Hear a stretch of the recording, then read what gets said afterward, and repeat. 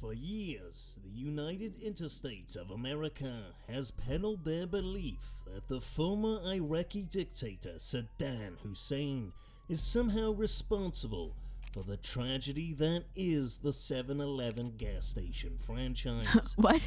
They even went as far as presenting evidence at the United Stations that Saddam possessed weapons of gas destruction and had coordinated 7-Eleven with the infamous Audi national Osama bin Laden and his terrorist organization, Al-Qaeda. These claims, of course, were later used to justify America's prolonged war on Tyre, a controversial conflict that totaled millions of cars in Middle East countries such as Iraq, Afghanistan, and Iran and Pakistan. While some celebrated this war as being an end to the autocratic Saddam regime, others say it caused damage to the frame of America's image. Damage that not even the best of mechanics could fix. But is any of this true? Did Saddam Hussein have a stockpile of weapons of gas destruction? Is he responsible for gas destruction? Was the war on Tyre justified? Or are the conspiracy theorists like Trucker Carlson correct? Was 7-Eleven an inside job? I think it was. I mean, especially their pizzas, bro. Did Saddam Hussein do 7-Eleven? While many vehicles in the world of cars believe that the United Interstates of America is a bright, beaming LED headlight of democracy, the reality is, it is a nation very much steered by oligarchs.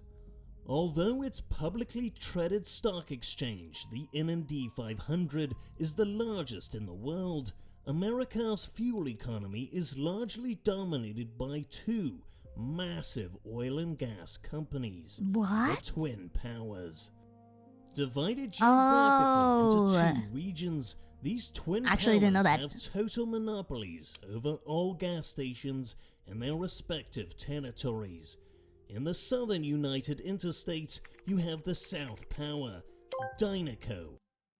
Hello?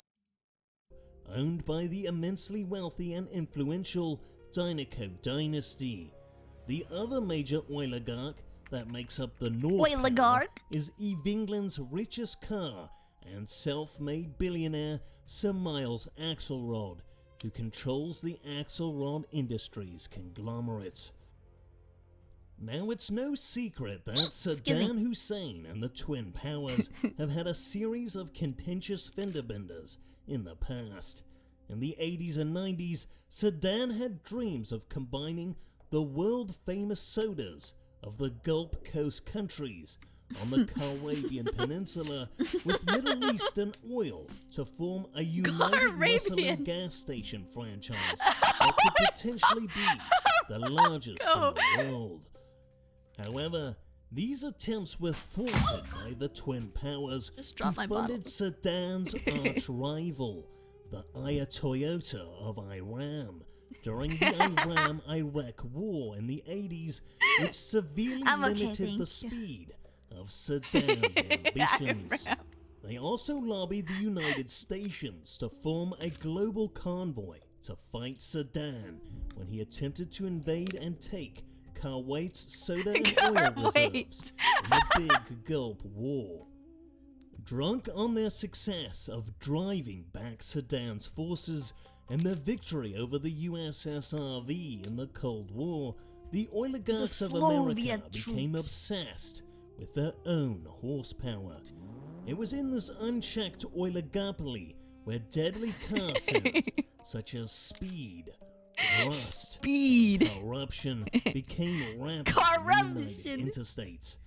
And what tends to happen sooner or later in corrupt, oil-rich nations?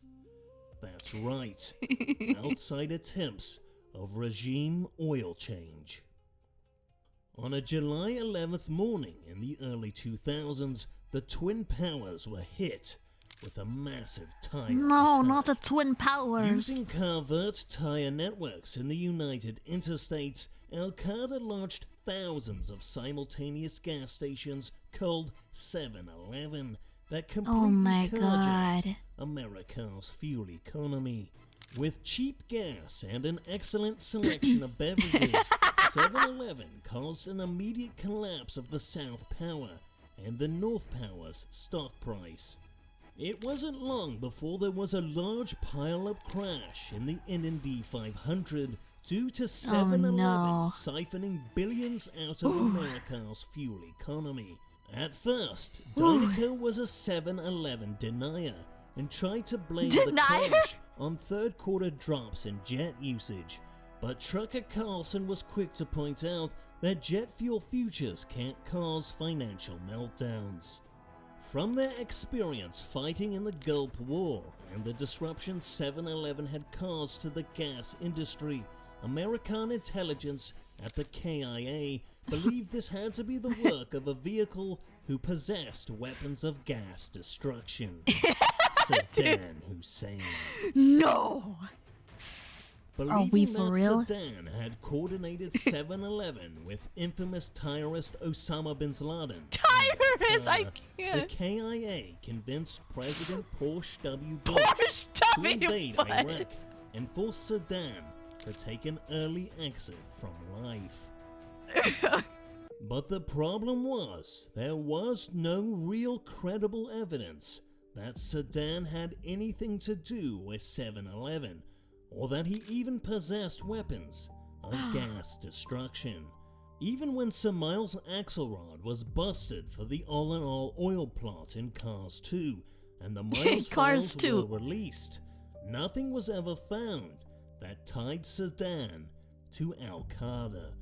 It was revealed, however, in the Miles files that the North Power had played a substantial role in financing and aiding the launch of 7-Eleven. The ensuing controversial war on tire would wage in the Middle East for many miles, and would ultimately see the Saddam autocratic regime attempted to be replaced with speedom and democracy. Saddam himself, although attempting to hide, would ultimately be found and totaled by America when they filled his unleaded gas tank with diesel and started his engine. Osama bin Laden, of course, would later be discontinued when President Obama ordered a hit and run on the terrorist and his secret garage in Pakistan using Wheel Team 6 and Mater the Green Beretta. If there's one thing we can take away from this event in Cars history, it's that regime oil change for any automobile can be quite a costly enterprise. Bro, oh my god. Absolute cinema. I've learned so much.